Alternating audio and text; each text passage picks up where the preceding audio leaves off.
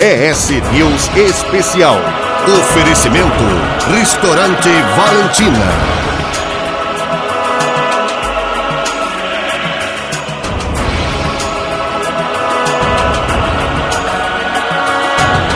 O ES News está no ar com os destaques da semana. As novas filiações do PR para enfrentar as eleições de 2016. Ele veio para me ajudar a fazer o partido.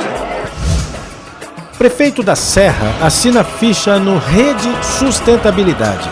A gente está muito feliz nesse momento. Espírito Santo recebe recursos para o Programa de Gestão Integrada das Águas e da Paisagem. São obras que nesse período de crise e desemprego vão gerar atividades econômicas e empregos. A entrevista da semana é com o senador Ricardo Ferraço, do PMDB. Para mim não há dificuldade alguma em lidar com qualquer tipo de assunto ou com circunstâncias se eu estiver em paz com a minha consciência. E ainda o comentário da semana com o economista Abel Fiorotti. Agora, no ES News Especial. O Partido da República reúne lideranças para receber novos filiados.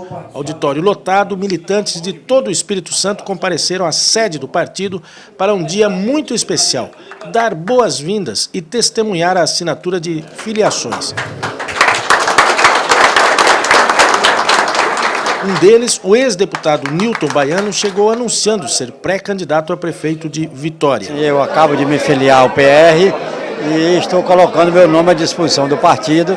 Se assim o partido entender, eu estou colocando meu nome a prefeito Vitória. Outros dois filiados ao PR se lançaram como pré-candidatos a prefeito, só que em Vila Velha, deputado Gilcinho Lopes e o ex-prefeito Vasco Alves. A ex-deputada federal Lauriette agora faz parte dos quadros do PR, assim como o empresário Idalécio Caroni, que também assinou ficha no partido, aceitando um convite do senador Magno Malta. E é um homem que está preparado, eu acho que com a experiência dele, com a capacidade administrativa dele, capacidade de gestor que tem enquanto empresário, um homem que tem capacidade de ser candidato a prefeito, ser candidato a deputado federal, ser candidato a senador, o que ele achar que deve ser dentro do partido, as portas estarão abertas e certamente eu o convidei com essa intenção e ele veio para me ajudar a fazer o partido. O que significa entrar no PR com o aval do senador Magno Malta? Significa a oportunidade de fazer tudo que eu aprendi na vida. A experiência que eu tenho de vida, política, mesmo sem tem que ter mandato, mas a experiência é muito grande e eu posso praticar ela agora no PR, se Deus quiser. Muito obrigado. Obrigado, senador. Obrigado, senador, peço a oportunidade. Prefeito da Serra assina ficha no Rede Sustentabilidade. Aldifas Barcelos deixou o PSB para concorrer à reeleição pelo partido de Marina Silva, tornando-se o primeiro prefeito da legenda no estado. Algumas lideranças acompanharam Aldifas. O desafio agora é organizar a sigla para as eleições de 2016, de olho em 2018, quando Marina Silva deve concorrer à presidência mais uma vez. Temos esse projeto da rede através da Marina, que é uma pessoa que por si só já expressa a questão da sustentabilidade, a questão da ética. Então a gente está muito feliz nesse momento.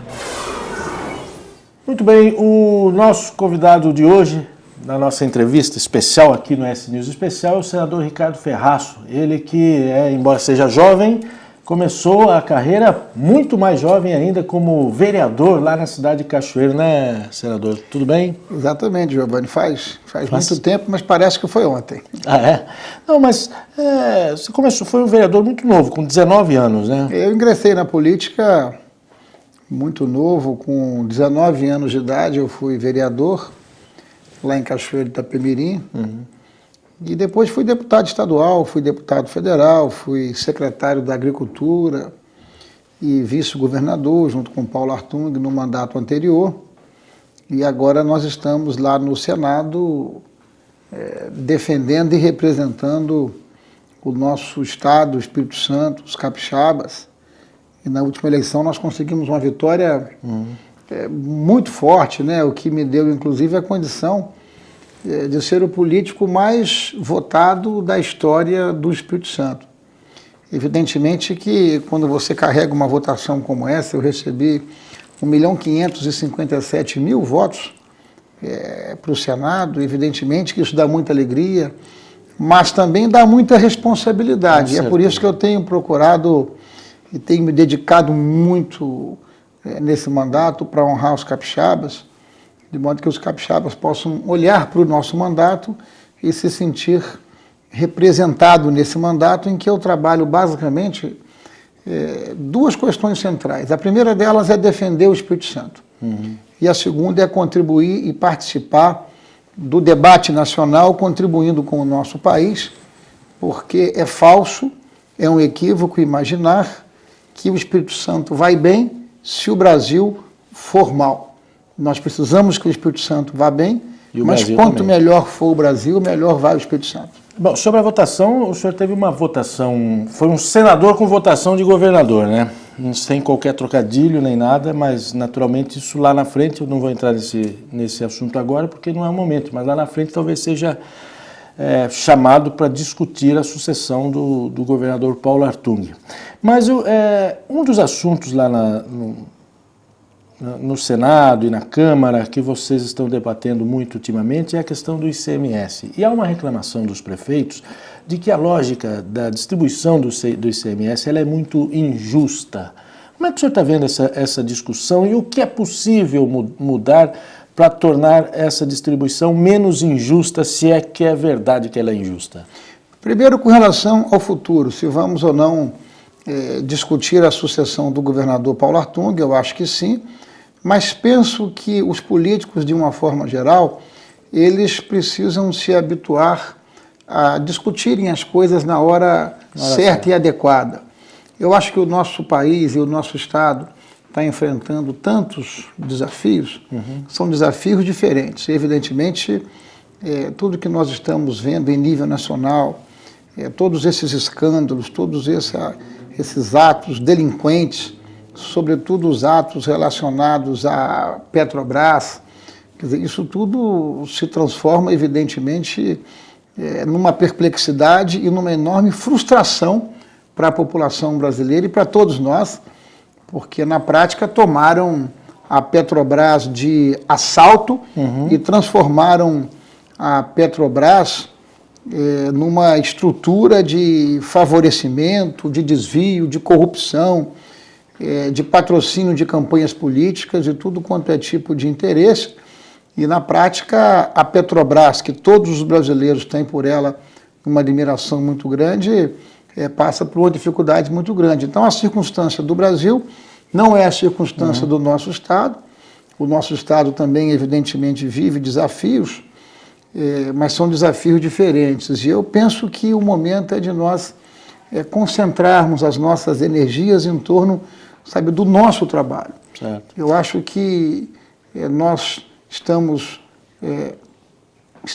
eleitos, estamos representando o Espírito Santo e o que nós precisamos é focar o nosso trabalho em torno disso. Com relação ao ICMS, de novo, nós estamos assim diante de uma nova ameaça. O Espírito Santo perdeu muito nos últimos anos, em que pese nós termos brigado muito, sozinho nós conseguimos segurar no Senado por mais de 2 anos uma iniciativa do governo federal, não é, do governo da presidente Dilma, que tirou do Espírito Santo o Fundap. O Fundap era e ainda é um importante incentivo para atração de investimentos, não apenas para o município de Vila Velha, município de Vitória, Serra, Cariacica, Guarapari, todo o estado, né? Enfim, mas para o conjunto dos nossos 78 municípios. O fim do Fundap foi um duro golpe na economia do nosso estado. Isso desidratou a nossa economia, a geração de emprego e de oportunidade. E depois de passarmos por essa enorme dificuldade, de novo agora o governo federal quer fazer uma reforma no ICMS. Vejam, não é uma reforma para reduzir a carga tributária, muito pelo contrário. Até porque o que o governo da presidente Dilma está fazendo, por mais impressionante e vergonhoso que possa parecer, é tentar aumentar a carga tributária, é ressuscitar o CPMF, o que evidentemente não contará com o meu apoio, nós estaremos trabalhando e militando contra aumentar carga tributária. Enfim, o governo não está pretendendo fazer uma mudança na carga tributária do ICMS, desburocratizando o tributo, simplificando o seu pagamento. Quer dizer, essa é a grande reclamação dos prefeitos, principalmente. Em vez de discutir a forma como isso é distribuído, o governo fica querendo descobrir outras saídas que até agora ninguém entendeu para onde ele quer ir. Então, como encontrar saída se não sabe nem para onde quer ir? Né? Na prática, o ICMS é a mais importante fonte de financiamento das ações do nosso governo e das nossas prefeituras. O ICMS, portanto, é fundamental. Hoje o ICMS ele é tributado na origem e no consumo. Parte dele fica no Espírito Santo e parte dele vai para o consumo. Nós somos um estado que exporta para outros estados muito mais do que consome. Então, nós somos um estado exportador. E nós ficamos com 12% do ICMS. O que o governo federal quer é reduzir esse ICMS de 12% para 4%, o que significa reduzir para 1/3 a nossa arrecadação de ICMS, ICMS que vai nos faltar, que será deslocado para estados como Rio, como Minas Gerais e, sobretudo, como São Paulo. Portanto, essa é uma reforma concentradora, uma reforma que faz uma espécie de efeito Robin Hood às avessas, porque em lugar de fortalecer os estados emergentes, como é o caso do Espírito Santo, que ao longo da história teve que produzir um ambiente de atração de investimentos, como é que você consegue, como nós conseguimos, por exemplo, trazer para o nosso estado uma fábrica de motores como a WEG, como a Marco Polo e como tantas outras?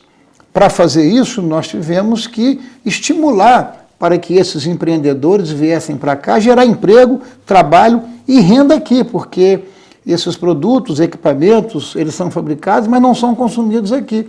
Então, estados como Espírito Santo e tantos outros tiveram que lançar mão de incentivos fiscais para que nós pudéssemos atrair esses investimentos, e isso não apenas foi, como é fundamental para manutenção de crescimento, de geração de emprego, de renda em nosso estado. E eu sempre falo que quem gera emprego gera graça, porque a pessoa precisa do emprego para que ele possa se revelar, porque as pessoas são diferentes, Deus não nos fez igual, cada um de nós é de um jeito, tem defeitos e qualidades, enfim, mas todos nós temos uma vocação e temos um talento. É só dar oportunidade. E no caso da volta da CPMF, quer dizer, o ICMS, eu sei que vocês estão lá lutando, talvez tenha outros estados, inclusive, que sejam contra essas alterações que o governo está propondo e tudo mais, e isso ainda vai dar algum pano para a manga. Agora, em relação à volta da CPMF, é verdade aquilo que o presidente da Câmara tem dito, de que dificilmente ela vai ser votada esse ano? Eu gostaria que o senhor respondesse isso daqui a pouco, depois do intervalo, ok? Pois não. Estou conversando com o senador Ricardo Ferraço. Pessoal, tá todo mundo falando sobre economia de água, não é mesmo? E nesse tempo de escassez, é importante a gente se conscientizar. Por isso, a Prefeitura de Cariacica lançou uma ideia super criativa para monitorar o consumo de água em casa. É o aplicativo do projeto Água Viva. Com ele, fica muito mais fácil saber quantos litros de água a gente gasta no banho, lavando louça, roupas e outras atividades do dia a dia. E para baixar o aplicativo do projeto Água Viva é simples. Quem tem celular com Android é só baixar pelo Google Play e quem usa iPhone pela loja virtual da Apple. Olha só, eu vou simular aqui que eu estou escovando os dentes. Aí é só apertar o play que o contador começa a registrar quantos litros de água eu gasto com essa atividade. É o máximo, né? Essa é uma iniciativa pioneira da Prefeitura de Cariacica para conscientizar todo mundo a economizar água. Baixe agora mesmo Projeto Água Viva. Consciência no consumo, economia na conta. Você vai ver a seguir no ES News Especial. Espírito Santo recebe recursos para o Programa de Gestão Integrada das Águas e da Paisagem. São obras que, nesse período de crise e desemprego, vão gerar atividades econômicas e empregos.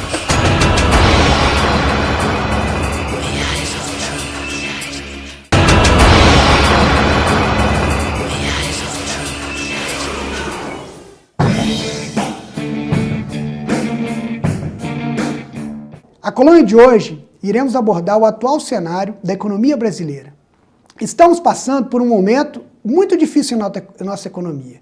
O cenário atual é tenebroso para todos, ele afeta tanto empresários quanto os colaboradores de uma empresa. É muita notícia ruim junto, tudo de uma vez só. Temos uma alta taxa de juros, temos uma taxa de câmbio sem precedentes em nossa história e estamos vivendo uma crise econômica e política muito grave. O governo da presidente Dilma está totalmente perdido. Só se fala em aumento de tributos, em tarifar ainda mais as empresas e as pessoas. Isso em um país com uma carga tributária de mais de 40% do PIB, onde a sociedade não aguenta mais tantos impostos. Só uma reforma estrutural para podermos mudar verdadeiramente este país.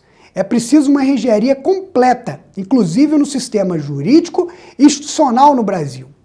Temos muito direito adquirido e pouco dever a ser cumprido. As medidas apresentadas pelos governantes são sempre paliativas, ou seja, não resolve o problema da nossa economia, muito pelo contrário. São pequenos remédios para empurrar o problema mais para frente. Infelizmente, vivemos e convivemos com isso há anos. Nunca se pensa no longo prazo, nunca se pensa na viabilidade do país. Crises vêm e vão com uma rapidez enorme, mas para sairmos dessa crise, somente com um fato novo. Costumo ser otimista, sempre vejo o lado positivo de tudo, mas desta vez não enxergo capacidade nem credibilidade para este governo promover qualquer mudança significativa para retomarmos a confiança e a economia de nosso país. É preciso de um fato novo, é preciso mudar. Renuncie, presidente Dilma, é o melhor a fazer. O Brasil não precisa mais passar por isso. Chegou a hora de dar tchau.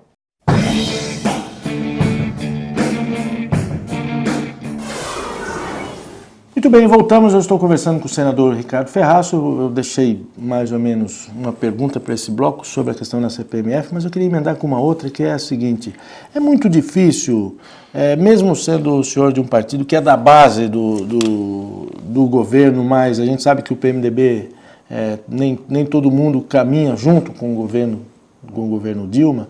É muito difícil lidar com um governo que é dito como confuso, num momento confuso como esse da nossa economia? Para mim não há dificuldade alguma em lidar com qualquer tipo de assunto ou com circunstâncias se eu estiver em paz com a minha consciência. Eu estou sempre subordinado à minha consciência e à minha convicção. Eu tenho convicção que o governo da presidente Dilma usou e abusou do direito de errar. Na prática, o que nós percebemos ao longo dos últimos anos, sobretudo 2013 e 2014, é que o governo da presidente Dilma, a pretexto de manter o seu projeto de poder, se valeu de tudo quanto é mecanismo para, como eu disse aqui, a manutenção do seu projeto de poder.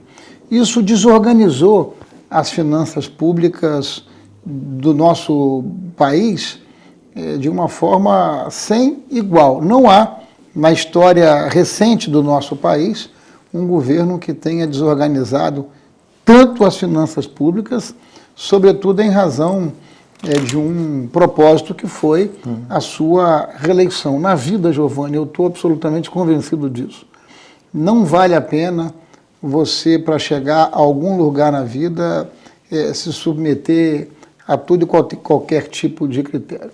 O que o governo fez foi uma espécie de vale-tudo. E esse vale-tudo gerou consequências na desorganização da economia brasileira. E essa crise que o Brasil está vivendo, ela não é uma crise importada, é falso. Essa crise é uma crise fabricada pelo governo brasileiro, pelo governo da presidente Dilma. Essa crise é uma crise que tem endereço, sabe, que tem CPF. Quando você olha para os nossos vizinhos, sabe, Peru, Chile, Colômbia, sabe, são países que têm dificuldade. Não, Venezuela não. Venezuela está numa situação muito difícil. Mas assim, Colômbia, Chile, Peru são países que estão com a inflação controlada, são países que estão crescendo. O fato objetivo é que o governo... Eu pensei que você ia citar países que têm alguma similaridade com o atual governo, por isso que eu incluí a Venezuela nessa conversa aí, mas o Chile não tem e nem... Não, o que eu procurei fazer aqui foi uma comparação para deixar evidente o seguinte: não é verdade que essa crise é uma crise importada. porque mesmo países aqui da América do Sul, como Chile, como Colômbia, como Peru, estão com inflação controlada, estão crescendo à mercê das dificuldades e dos desafios, porque querem fazer a população brasileira aceitar a tese de que essa crise é uma crise global, é uma crise importada. Não é. Essa crise é uma crise fabricada aqui. O governo desarrumou a casa e agora, me perdoem a franqueza e a sinceridade, tem a cara de pau de querer aumentar a carga tributária, impondo à sociedade brasileira a CPMF, à medida em que os brasileiros já pagam 36% de carga tributária sobre o produto interno bruto, que é o conjunto das riquezas da produção brasileira. Portanto, nós estamos diante de uma crise que tem como consequência esses equívocos de orientação econômica dos últimos anos. Sim. Países que têm sintonia com o PT, com o governo da presidente Dilma, seriam Bolívia, Venezuela e talvez um ou outro mais aqui. Eu fiz uma confusão na hora lá. Os países que estão alinhados com a linha bolivariana, como a Argentina e como Venezuela, são países em que o que se observa é uma enorme intervenção do Estado na economia. Claro que existem tarefas e funções que são do Estado e que você não deve delegar, mas toda vez que você amplia o papel do Estado para além das suas responsabilidades em áreas específicas e fundamentais à sobrevivência e à sociedade, como é o caso da saúde, da educação, da segurança pública, toda vez que você traz o Estado para que o Estado faça aquilo que a sociedade faz melhor, o que você observa é desorganização. É isso que nós verificamos no Brasil, na Argentina e na Venezuela. Agora, essa semana, ou por esses dias aqui, o Supremo aprovou, aprovou a proposta de que se proíba o financiamento através de empresas privadas, o financiamento de campanha. E isso foi consequência das coisas que aconteceram mais recentemente. O senhor é a favor dessa mudança? Olha, a decisão do Supremo está tomada e pela decisão do Supremo você não poderá ter mais financiamento privado em campanha política. Isso tem como consequência imediata a observação de que as campanhas políticas terão que ser financiadas com recursos públicos. Eu não sei como é que isso vai ser, porque na prática o que você vai assistir é um volume de recursos muito grande saindo da educação, da saúde, da segurança, da habitação, do transporte coletivo para financiar a campanha política. Eu sinceramente não sei como a sociedade brasileira vai absorver esse tema. Eu acho que foi criado todo um misticismo de que onde tem investimento privado tem problema. O problema não é o investimento privado, o problema são os excessos, o problema é o poder econômico, subordinando o interesse coletivo sobre o interesse individual. Nós precisamos ver como é que esse tema vai assentar, mas eu acho que esse tema não é um tema ainda totalmente claro para a sociedade brasileira. Eu continuo tendo muita dúvida se um país como o nosso, cheio de desafios, em áreas essenciais da sobrevivência humana, poderá deslocar recursos da saúde, da educação e da segurança pública e de outras áreas que são de fundamental importância para as pessoas, para você ver o país aplicando recurso público em campanha política. Esse tema ainda vai dar muito pano para manga. Agora, um outro assunto que, quando a gente fala que o senador Ricardo Ferraço vai nos dar uma entrevista, sempre aparece alguém dizendo assim, fala para ele falar sobre terrenos de marinha, que eu sei que ele está atuando muito nessa área e tal. Por que não se resolve essa questão de terreno de marinha, hein? Giovanni, terreno de marinha é uma espécie de jabuticaba, só tem no Brasil. Terreno de marinha tem como origem um chamado sistema efitêutico, que vem do feudalismo, lá do século XVI, do século XV, do século, enfim, até anterior, do século XIV, enfim. Portanto, vem lá dos anos 1400, 1500, quando os portugueses chegaram aqui no Brasil. Por que eu falo que é jabuticaba? Porque só existe no Brasil. Mundo afora, o sistema efitêutico ele já foi banido. Então, aqui no Brasil, a demarcação dos terrenos de marinha, para você ter uma ideia, vem de 1831. e é definido como terreno de marinha todo o terreno com 33 metros além da linha pré-mar. Por que 33 metros? Porque era o alcance do tiro do canhão para poder fazer a proteção da costa brasileira. Evidente que no tempo isso não tem e não faz nenhum sentido, mas o governo federal insiste em manter esse tipo de arrecadação, que é uma coisa muito perversa, muito absurda. Não é? São foros, são taxas, são laudêmios, e nós temos, de fato, liderado todo um movimento lá no Congresso Nacional para eliminar esse tipo de cobrança. Inclusive, essa semana, nós aprovamos uma emenda constitucional que conceitua, que consagra que não é patrimônio da União ilhas costeiras e acrescidos que são sede de município, o que vai livrar, por exemplo, o município de Vitória, nossa capital, desse pagamento. Veja você, por que Vitória? Porque 2/3 de Vitória é terreno de marinha. Dos nossos aproximadamente 60 bairros da cidade de Vitória, aproximadamente 49, 50 bairros são terrenos de marinha. São cobranças absurdas, são cobranças que não fazem e não têm o menor sentido. Por isso as pessoas pedem para que eu falo, e eu falo de maneira desassombrada sobre esse tema, porque é um absurdo a União continuar cobrando das pessoas, e não apenas das pessoas. Nós tivemos o constrangimento de ver, por exemplo, entidades como as paneleiras, como o Instituto Braille, que quase foram despejados em razão de não terem condição de pagar terreno de marinha, uma coisa que é um verdadeiro absurdo. Portanto, eu estou firme nessa luta. Essa semana demos mais um importante passo e nós vamos continuar firme nela. Bom, do seu mandato, a gente falou aqui de algumas atuações que são importantes, que a gente acompanha e tal, mas as suas participações em comissões, CPIs e tudo mais, o que você destaca? O que você acha que fala, poxa vida, isso aqui é o que toma mais o meu tempo e a minha preocupação? Eu destaco a nossa dedicação na defesa dos interesses do Espírito Santo. Por que eu faço esse destaque? Porque no Senado o Espírito Santo tem o mesmo tamanho de São Paulo. Lá no Senado, São Paulo tem 3 senadores e o Espírito Santo também tem 3. Então lá no Senado nós damos em pé de igualdade essa briga e esse combate no sentido de fazer a defesa dos nossos interesses. E eu, sinceramente, estou muito em paz com a luta e com o trabalho que eu tenho desenvolvido em Brasília, porque onde há interesse do Espírito Santo e dos capixabas, tem a nossa presença firme para defender os capixabas. Senador, eu agradeço muito a sua presença. Já acabou? É sempre uma honra recebê-lo aqui. Obrigado, Infelizmente já acabou.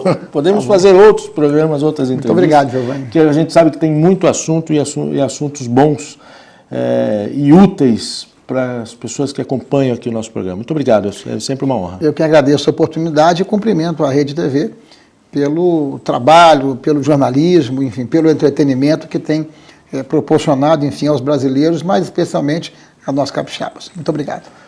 Nós agradecemos mais uma vez, lembrando a você que semana que vem a gente volta com outra entrevista que a gente espera que seja tão importante, tão boa como essa, ok? Até lá. Espírito Santo recebe recursos para o Programa de Gestão Integrada das Águas e da Paisagem. São 1 bilhão e 290 milhões para ações de recursos hídricos e gestão de desastres nas regiões sul e centro-serrana do estado. Prevê coleta e tratamento de esgoto em 9 municípios. Além de trazer um benefício ambiental, melhoria de qualidade de vida, são obras que nesse período de crise e desemprego vão gerar atividades econômicas e empregos. Quando estiverem concluídas, traz qualidade de vida. Quer dizer, o número é conhecido.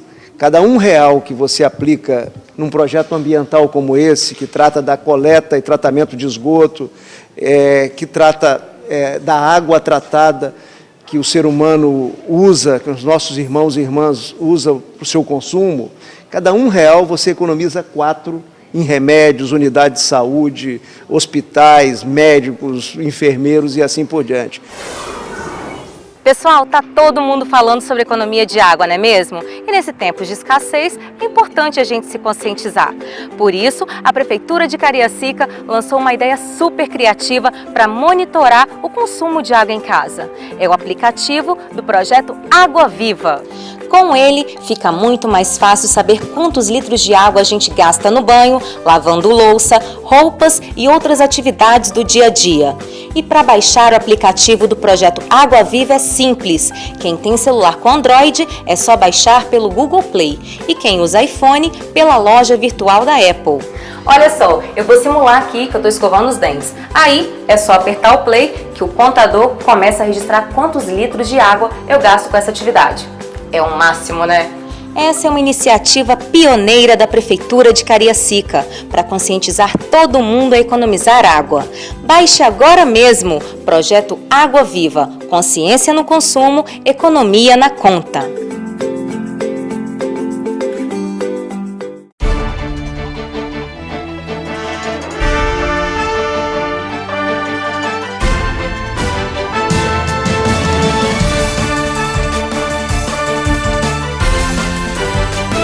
ES News Especial. Oferecimento Restaurante Valentina. Final de semana chegou. E aí, partiu o cinema? Fiquem com as dicas do que está rolando no Cine System do Shopping Boulevard. Começando com a estreia, tem a comédia brasileira mais esperada do ano, Vai Que Cola. Após ser vítima de um golpe, Valdomiro, o trambiqueiro da Zona Sul, perde todo o seu dinheiro e vai parar no Meia, subúrbio do Rio de Janeiro. Lá, ele é acolhido na pensão da Dona Jo, um lugar onde só tem gente doida. A situação muda mais uma vez quando o ex-sócio consegue fazer com que Valdomiro recupere a sua cobertura no Leblon. Mas há um problema aí. Como a pensão foi interditada pela vigilância sanitária, Dona Jo e os demais moradores se mudam para a casa de Valdomiro. Imagina só o que essa galera vai aprontar pela Zona Sul, hein? Outra estreia é Perdido em Marte. Uma tempestade de areia obriga os astronautas a abortarem a missão e voltar para a Terra.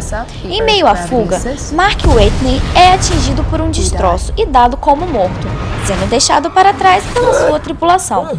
Porém, Whitney sobrevive e, ao acordar, ele se vê sozinho e sem recursos em Marte. Apenas com suprimentos escassos, Whitney deve contar com a sua criatividade para encontrar uma maneira de sinalizar à Terra que está vivo. Quando seus colegas descobrem, eles traçam uma ousada, se não impossível, missão de resgate, colocando até suas vidas em risco para salvar o amigo. E para a criançada tem também o divertido Hotel Transilvânia 2, um hotel meio que diferenciado. Sob a gerência do Conde Drácula, ele é o resort favorito dos principais monstros. Nessa sequência, Drácula está na torcida para que o seu neto seja um vampiro de verdade e busca a todo instante indícios de que isso acontecerá. Entretanto, o pequeno Dennis está prestes a completar 5 anos e, ao menos por enquanto, tudo indica que ele é um ser humano normal, assim como o seu pai. Além dessas opções, você ainda pode conferir também Maze Running Prova de Fogo e Everest. Agora é só juntar a galera e curtir bastante no Cine System do Shopping Boulevard.